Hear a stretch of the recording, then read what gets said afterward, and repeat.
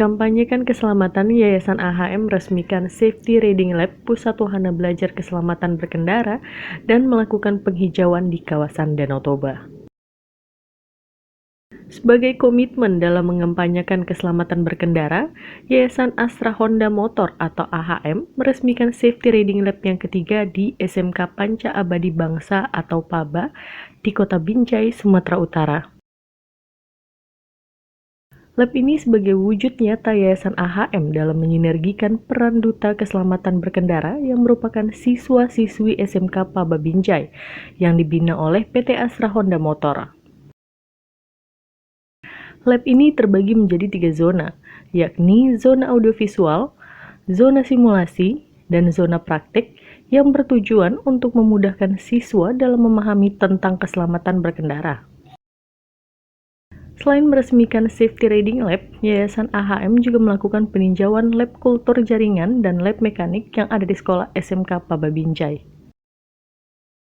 Tidak hanya berkomitmen dalam mengampanyekan keselamatan berkendara, Yayasan AHM juga berkomitmen untuk berperan dalam menjaga alam lingkungan Danau Toba dengan melakukan aksi penanaman pohon di bataran Pulau Samosir. Sama-sama membangun di SMK Binjai Safety Riding Lab dengan harapan bisa mengedukasi siswa dan masyarakat pada umumnya untuk safety berkendara. Kemudian untuk acara hari ini kita di Pulau Samosir dengan bibit ikan ya, di Danau Toba sejumlah 2019. Nanti juga kita lanjut dengan penanaman pohon. Dari Binjai dan Samosir, Sumatera Utara, Tim Liputan TV One mengabarkan.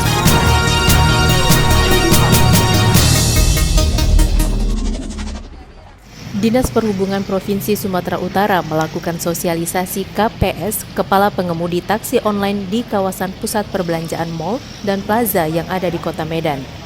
Beginilah suasana saat petugas Dinas Perhubungan Provinsi Sumatera Utara saat melakukan kegiatan sosialisasi kepada pengemudi taksi online di salah satu kawasan pusat perbelanjaan di pusat Kota Medan. Dalam sosialisasi ini, petugas dari Dishub Provinsi Sumatera Utara memberikan brosur serta menyampaikan kepada pengemudi taksi online agar mengurus kartu KPS yang sudah diatur di dalam Peraturan Menteri Nomor 118 Tahun 2018 tentang ASK atau Angkutan Sewa Khusus atau yang lebih dikenal dengan taksi online. Menurut Komandan Tim Sosialisasi yang dipimpin oleh Irfan Syahlubis didampingi Tony Manalu dari Dinas Perhubungan Provinsi Sumatera Utara, sosialisasi ini dilakukan di beberapa tempat, khususnya di pusat perbelanjaan mal dan plaza yang ada di Kota Medan yang biasanya banyak terdapat konsumen pengguna taksi online. Kita dalam rangka sosialisasi PM 118 tahun 2018 tentang penyelenggaraan angkutan sewa khusus. Kita sifatnya di sini sosialisasi, kita sampaikan ke pengguna jasa taksi online ini agar mereka mengurus persyaratan untuk kebutuhan taksi online-nya nih. Jadi tujuan kita di sini hanya sebatas sosialisasi supaya mereka mengurus KPS-nya.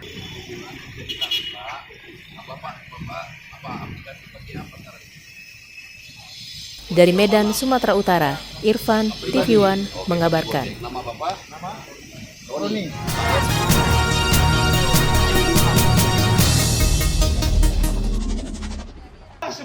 Dua kepala sekolah di Yayasan SMK Pencawan Medan terlibat adu mulut di hadapan puluhan siswa-siswi. Hal ini dilatar belakangi dualisme yang terjadi di tubuh Yayasan Pencawan Medan yang nyaris berujung adu jotos antar dua kepala sekolah. Restu Pencawan, kepala sekolah yang lama dipecat sepihak oleh Kepala Yayasan Pencawan. Suasana haru berujung tegang setelah tiba-tiba Setiabudi Tarigan, kepala sekolah yang baru, datang menghampiri kerumunan siswa dan tidak terima dengan kegiatan yang dilakukan siswa dan mantan kepala sekolah. Perseteruan di lingkungan SMK Yayasan Pencawan ini terjadi dikarenakan adanya dualisme yayasan dalam sekolah Pencawan, yakni Yayasan Nasional Pencawan dan Yayasan Masti Pencawan. Restu Pencawan, kepala sekolah yang dipecat sepihak, tidak terima setelah ia dipecat oleh Sopyan Pencawan selaku kepala yayasan dengan mengatasnamakan Yayasan Masti Pencawan. Sementara ia diangkat menjadi kepala sekolah dengan Yayasan Nasional Pencawan. 4 bulan ini diberhentikan sebagai kepala sekolah SMK Pencawan dengan memakai SK Yayasan Pendidikan Masti Pencawan. Dan saya diangkat oleh SK Yayasan Pendidikan Pencawan, bukan Yayasan Pendidikan Masti Pencawan. Makanya selama ini saya berdiam diri mencari kebenaran, dan tolong Bapak Jokowi Presiden Republik Indonesia, tolong Bapak Menteri Pendidikan, kembalikan kepala sekolah SMK Pencawan. Restu Pencawan, setuju? Sementara itu, terkait ada dugaan 2 nama yayasan yang ada di sekolah Pencawan, pihak yayasan tidak bersedia dikonfirmasi oleh awak media. Dari Medan, Sumatera Utara, Irfan, TV One mengabarkan.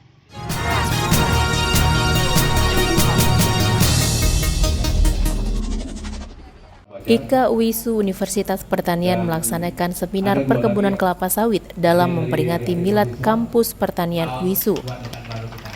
Dalam kegiatan seminar ini turut hadir Rektor UISU dan Dekan serta Ketua IKA Pertanian UISU dan para pembicara dari perusahaan perkebunan sebagai mitra Fakultas Perkebunan UISU.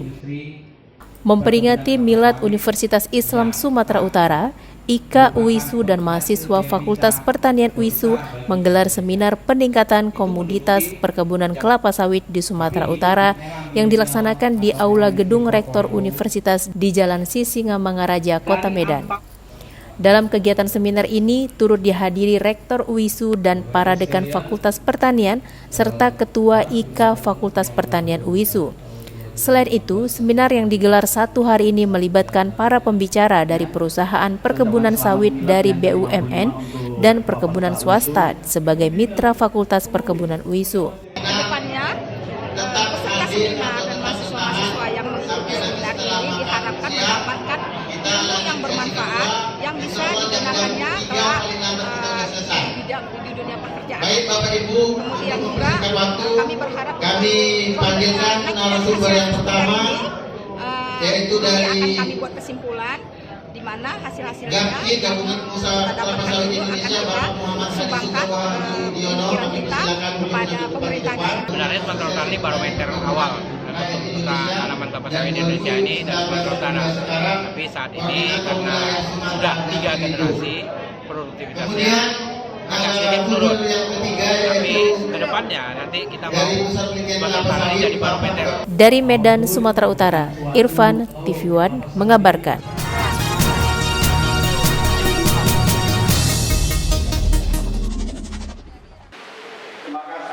Setelah 2 bulan terbentuk, akhirnya DPRD Kabupaten Langkat memiliki unsur pimpinan DPRD.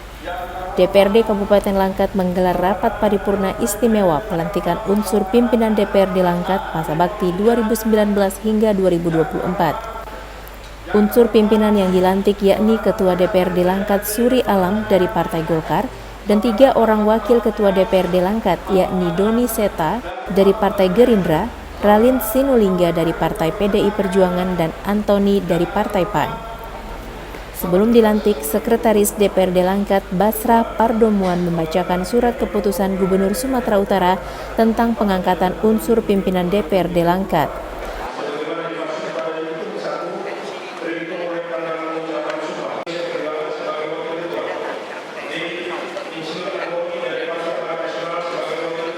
Pengambilan sumpah dan janji dipimpin oleh Ketua Pengadilan Negeri Stabat. Lambatnya pelantikan unsur pimpinan DPRD Langkat diduga karena adanya tarik-menarik kepentingan partai dalam mengajukan nama pimpinan DPRD Langkat.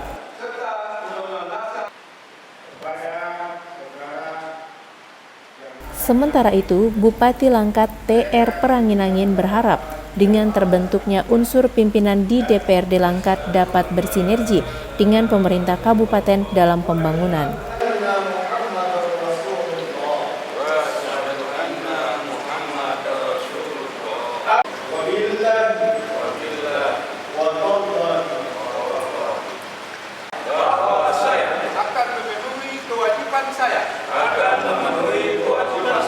Dari Langkat, Sumatera Utara, Taufik Hidayat, TV One mengabarkan.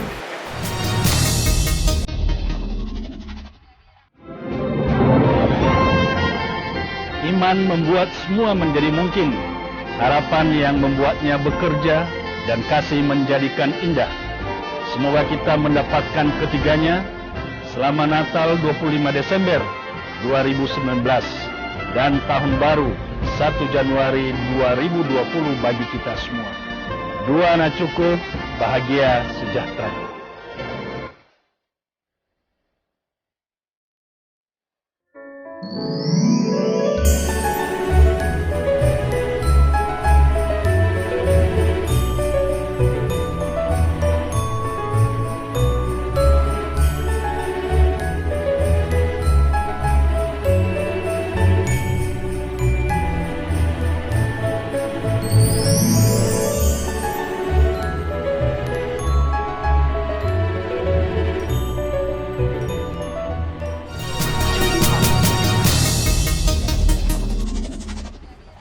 DPRD Kabupaten Langkat menggelar rapat paripurna pembacaan alat kelengkapan Dewan Perwakilan Rakyat Daerah Kabupaten Langkat masa bakti 2019 hingga 2024. Rapat paripurna yang digelar di ruang rapat utama DPRD Kabupaten Langkat ini dihadiri oleh 39 orang dari 50 anggota DPRD.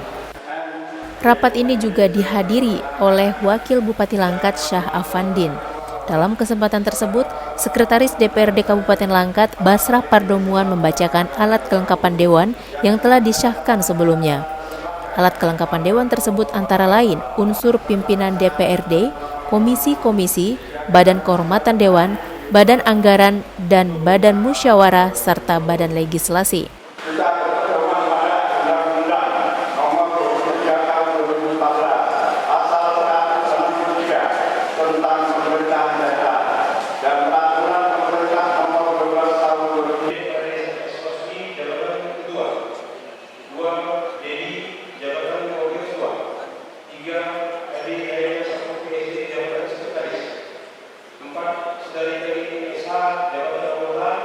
Sementara itu, Wakil Bupati Langkat Syah Afandin menyatakan dengan lengkapnya seluruh alat kelengkapan Dewan diharapkan DPRD Langkat dapat bekerja maksimal dan bersinergi antara eksekutif dan legislatif dalam pembangunan Kabupaten Langkat.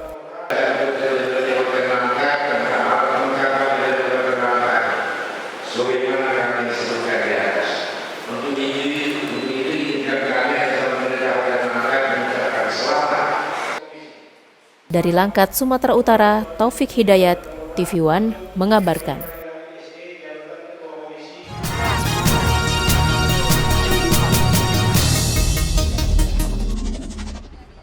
Ingin menghabiskan waktu di penghujung akhir tahun 2019, objek wisata pantai Kabupaten Serdang Bedagai, Sumatera Utara bisa menjadi alternatif kunjungan. Selain menyajikan keindahan pantai, pengunjung juga dimanjakan dengan aneka olahan makanan laut, minuman dengan cita rasa khas daerah ini. Inilah Pantai Pondok Permai di Desa Kota Pari, Pantai Cermin, Kabupaten Serdang Bedagai, Sumatera Utara. Suasana nan asri di bibir pantai memberi kesan damai dan sejuk bagi pengunjung. Di lokasi wisata ini, pengunjung juga bisa bermain air sepuasnya tanpa merasa takut. Bukan hanya itu saja, pengunjung juga difasilitasi perahu dengan biaya yang terjangkau. Bagi pengunjung yang ingin bersantai di pinggir pantai sambil menikmati semilirnya angin, bisa menyewa gazebo dengan kapasitas 10 hingga 15 orang per gazebo. Selain itu, bagi pencipta kuliner, pengelola wisata juga menyediakan makanan seafood dan minuman dengan cita rasa khas Kerajaan Serdang. Untuk perayaan akhir tahun, pengelola tempat wisata Pantai Pondok Permai akan memanjakan pengunjung dengan berbagai hiburan serta pesta kembang api di detik-detik pergantian tahun. Untuk menyambut persiapan malam tahun baru, kita ada datangan artis dan pesta kembang api dan lampion dan penyediaan hasil-hasil laut, siput-siput yang segar-segar.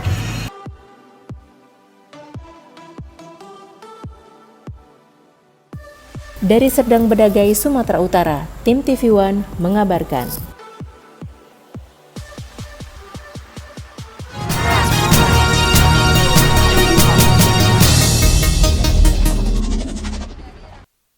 Sukacita hari Natal ternyata masih dapat dirasakan oleh anak yatim piatu meski tidak memiliki kedua orang tua.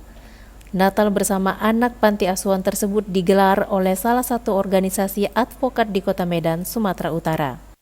Puluhan anak panti asuhan yang tidak memiliki orang tua ternyata masih bisa menikmati perayaan Natal. Sukacita tersebut digelar oleh organisasi advokat Peradi yang mengundang puluhan anak yatim piatu untuk merayakan Natal bersama. Natal bersama dihadiri Wakil Gubernur Sumatera Utara Musa Rajeksya dan langsung dilanjutkan khotbah singkat oleh pendeta dengan tema memaknai Hari Raya Natal untuk menjaga mulut dan perkataan agar menghasilkan kebenaran bagi orang banyak dan tidak saling menyebarkan berita hoax atau ujaran kebencian yang dapat merusak persatuan bangsa. Ya, agar semangat Natal ini membawa kebaikan kepada negara, kepada bangsa yang kita cintai ini, untuk mewujudkan kemakmuran dan kesejahteraan, khususnya dalam penegakan hukum, agar semua yang stakeholders, pemangku kepentingan, lebih mementingkan kepentingan masyarakat, keadilan, dan adanya suatu kepastian.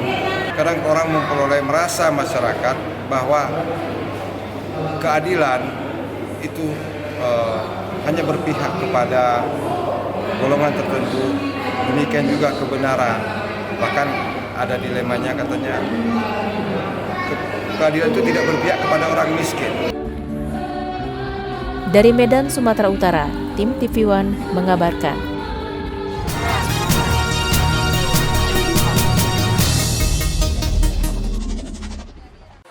Anggota DPRD Provinsi Sumatera Utara dari fraksi Partai Demokrat Muhammad Andri Alfisa melakukan kunjungan kerja ke sejumlah daerah, salah satunya kepada warga Kecamatan Binjai Utara. Saat melakukan kunjungan kerjanya, ratusan warga ini mengadukan kondisi yang terjadi selama ini yang dihadapi oleh warga sekitar. Di antaranya minimnya penerangan lampu jalan, kondisi banjir kerap terjadi ketika hujan turun, serta maraknya peredaran narkoba yang sampai sekarang masih beredar di daerah mereka. Dalam kegiatan reses tersebut turut dihadiri para tokoh masyarakat sekitar yang terlihat antusias untuk mengadukan beberapa persoalan yang dihadapi masyarakat selama ini. Dalam kunjungannya, anggota DPRD Provinsi Sumatera Utara Muhammad Andri Alfisa berjanji terkait keluhan warga tersebut, kedepannya persoalan ini akan dibawa ke rapat komisi dan rapat fraksi Partai Demokrat guna secepatnya ditindaklanjuti. Kalau yang kecil-kecil ini Pak, macam modalnya? Alhamdulillah, reses pertama hari ini berjalan dengan lancar. Aspirasi masyarakat juga sudah diserap. Insya Allah bakal ditindaklanjutin dan bakal disampaikan di rapat paripurna yang akan dilaksanakan tanggal 23 Desember 2019. Insya Allah harapan masyarakat sebenarnya nggak banyak. Harapan masyarakat cuma pengen hidupnya damai, hidupnya tentram, dengan nggak minta banyak. Sebenarnya mereka cuma minta diperhatiin sedikit juga jadi. Warga berharap dengan adanya kunjungan kerja yang dilakukan oleh Muhammad Andri Alfisa dapat segera tersalurkan dengan cepat dan menjadi bukti nilai kepercayaan rakyat terhadap anggota DPRD. Dari Medan, Sumatera Utara, Zulfahmi, TV One mengabarkan.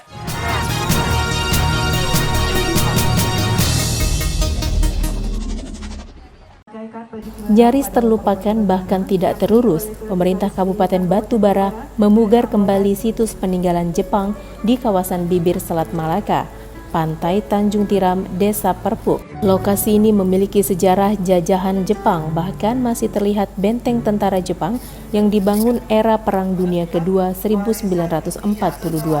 Seperti inilah kawasan bunker atau benteng pertahanan tentara Jepang di kawasan Perupuk, Tanjung Tiram, Kabupaten Batubara, Sumatera Utara. Hampir dimakan zaman dan terlupakan, pemerintah Kabupaten Batubara kembali memugar cagar budaya peninggalan penjajahan Jepang masa lampau. Inilah yang dilakukan oleh Zahir, Bupati Batubara. Pihaknya merubah lokasi yang sebelumnya tak terurus untuk dijadikan wisata cagar budaya. Lokasi ini juga merupakan bunker tentara Jepang yang dulunya menjajah Indonesia sebelum mengusir Belanda. Zahir menuturkan pantai Perupuk di kawasan tersebut merupakan lokasi strategis masuknya tentara Jepang. Terbukti dengan sejarah yang menjelaskan Jepang melumpuhkan Belanda di bibir pantai Selat Malaka. Di sini kita menggali sejarah Perang Dunia Kedua, bahwa pada saat Perang Dunia Kedua itu Jepang itu masuk membuat pertahanannya di sini dalam melawan Belanda. Nah, tempat ini hari ini kita resmikan menjadi Kampung Jepang di Kabupaten Batubara. Ya, sekaligus kita menjadikan sebagai situs situs sejarah, Bang ya. Situs sejarah pendaratan pasukan Jepang yang ada hanya di Kabupaten Batubara. Dari Medan, Sumatera Utara, tim TV One mengabarkan.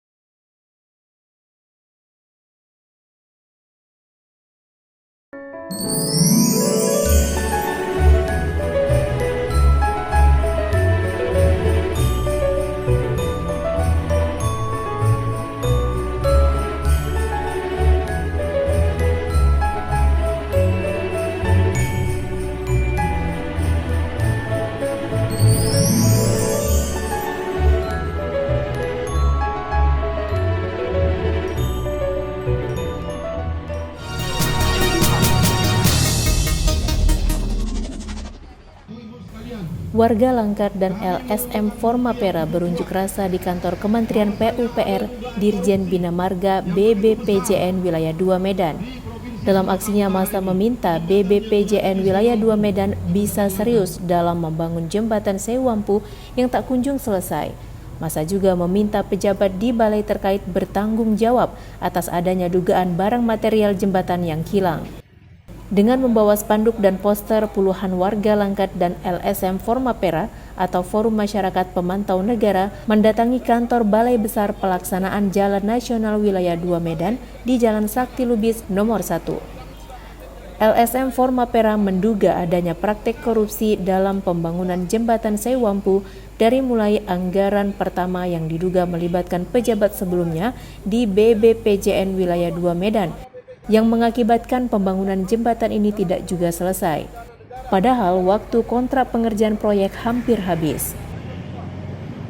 Forum Masyarakat Pemantau Negara meminta tanggung jawab BPK Robert Pangaribuan, Kasatker Bambang Pardede, BPK Surung Surait, Kasatker Niwanto Marbom, Kepala Balai Lama Paul Amongan untuk bertanggung jawab terhadap terlaksananya proyek pembangunan ini dan anggaran proyek jembatan Sewampu.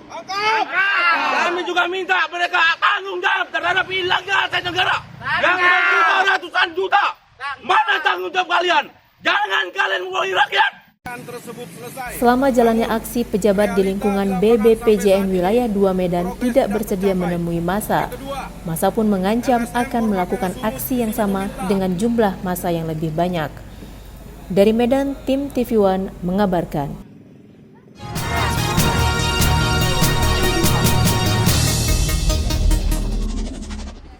Sejumlah pedagang di kawasan Simpang Jodoh Tembung, korban penggusuran beberapa hari yang lalu, mengamuk di kantor Camat Percut Setuan. Mereka protes dengan camat yang dinilai tidak berpihak kepada warga korban penggusuran akibat pelebaran jalan. Sejumlah pedagang mendatangi kantor Camat Percut Setuan meminta penjelasan Khairul Azman terkait masalah yang menimpa pedagang. Namun pedagang kesal dan mengamuk karena tidak mendapati camat di ruang kerjanya. Pedagang meminta Camat Percut Setuan bertanggung jawab akan nasib yang menimpa mereka. Mereka menduga Khairul Azman selaku camat berpihak kepada pengembang yang sedang membangun kios di atas lahan milik PT PN yang nantinya akan diperjualbelikan. Pada tanggal 28 itu dibongkar sebanyak 12 pintu. Setelah yang herannya lagi saya setelah tanggal 28 dibongkar, tanggal 30 dibedelikan lagi sama pihak lain. Kalau kata mereka namanya Joni. Jadi itulah yang mau saya pertanyakan, udah 20 hari ya saya berturut-turut 20 kali ke kantor camat. Mau menanyakan persoalan itu sama camat, kenapa kalau memang itu dibongkar dan dibangun lagi. Tapi tidak pernah bisa ketemu sama camat, dibikin orang yang di kantor camat itu. Semua menyatakan nggak tahu. Yang diperhatikan Pak Camat sama mereka, ada apa dengan Jodinya? Terkait masalah ini, pihak pedagang akan menempuh jalur hukum dan memperjuangkan hak serta nasib mereka yang sudah tidak bisa lagi berjualan pasca penggusuran kios. Dari Kabupaten Deli Serdang, Sumatera Utara, Irfan, TV One mengabarkan.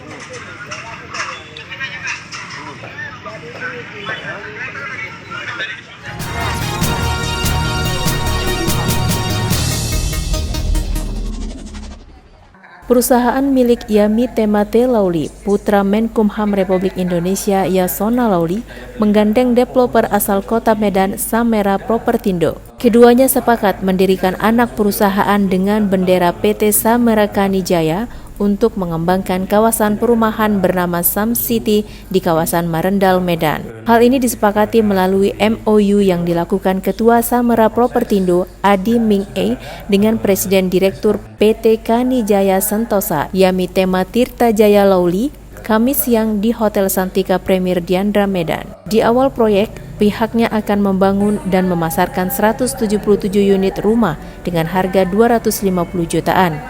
Perumahan Sam City dengan jarak kurang lebih 10 km dari pusat kota Medan nantinya akan dibangun seluas 10 hektar dan akan dikembangkan mencapai 20 hektar.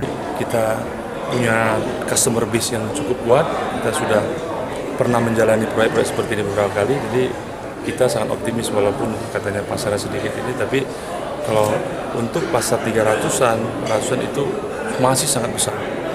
Sangat besar untuk di Medan ini. Harus optimis lah, harus optimis. Kami siap kerja keras, ya dengan segala keadaan, ya namanya juga banyak yang bilang pasar sedang lesu, itu semua ya namanya juga kita harus kerja keras juga gitu. Apapun ceritanya ya jalan keluar pasti ada.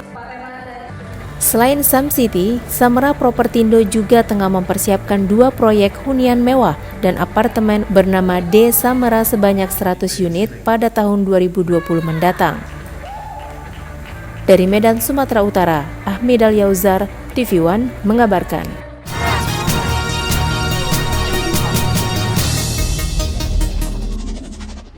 Prajurit marinir berkunjung ke kampung nelayan seberang memberikan sembako ke kaum janda dan tali asih kepada anak yatim.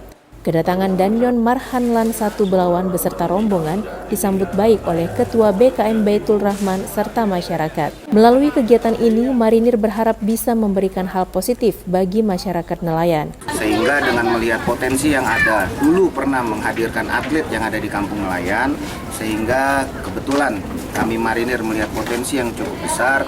Marinir terpanggil khususnya dari Yon Marhanlan I untuk datang ke kampung nelayan ini, memajukan para rekan-rekan, para adik-adik semuanya, para pemuda-pemuda yang ada di kampung nelayan untuk memajukan olahraga perairan di Sumatera Utara, khususnya bisa memajukan mewakili nasional. Dari Belawan, Sumatera Utara, Martinus Sitorus, TV One mengabarkan.